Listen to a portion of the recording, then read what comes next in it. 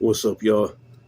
This is Jay Spruill, Movies, Music, Spark, Sports, and Life, representing the north side of Milwaukee, Wisconsin, and of course, the illustrious CAU and the north side of Gwinnett County, Georgia.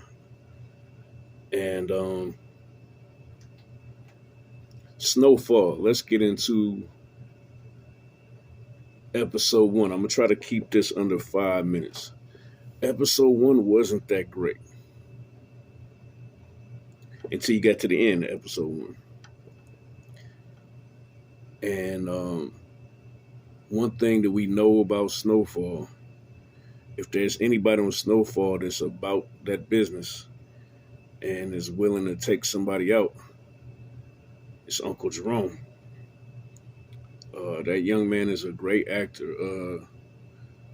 Like the way he talks, my grandfather is named Jerome, so the way he talks, the way he carries himself, you would swear that dude is like 50 something years old, man, at least older than me. I'm not 50 yet, but I think the dude is like 29, 30, I think 31. Like, that is an incredible actor when you consider, how young he is and just how old he kind of portrays himself to be, the way he talks, his mannerisms. But yeah, he beat the brakes off of Black Diamond. And I think it's interesting that her best friend says, "Hey, she got kids, man. Like, chill out, stop hitting her." But they shot at Louis and Jerome at a funeral. You know what I mean? Before Franklin flipped them and got them on their side, yeah, they stone cold. They jack girls. You know what I'm saying? That was like the wrong time to appeal, to that sensibility. But very brutal scene. I kind of hate the extreme black on black violence that Snowfall, BMF, and Power brings. Unfortunately, I know that there's not a lot else out there for black actors to participate in, so I try to separate myself a little bit from it, and I also limit how many of the shows I watch. So fast forward to episode 2, because I forgot that they was gonna give us both episodes tonight. A lot of stuff happened, but I guess we can just get into the final scene when they're at the diner. And as good as an actor as Jerome is, I think that sometimes you forget how good Franklin Saint is as an actor, the way he portrays that character.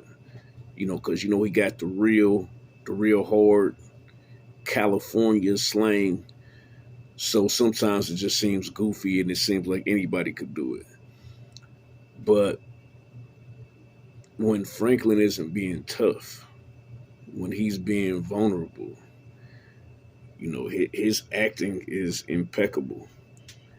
And, he was real disrespectful to Jerome, talking about everything you have.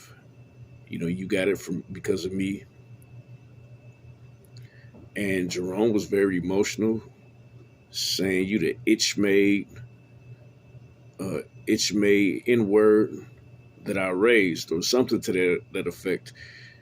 He was basically asking Franklin, where did I go wrong for you to turn out like this? And like, he struck him, y'all. He struck Franklin so quickly that the first time I couldn't tell if he punched him or if he back smacked him.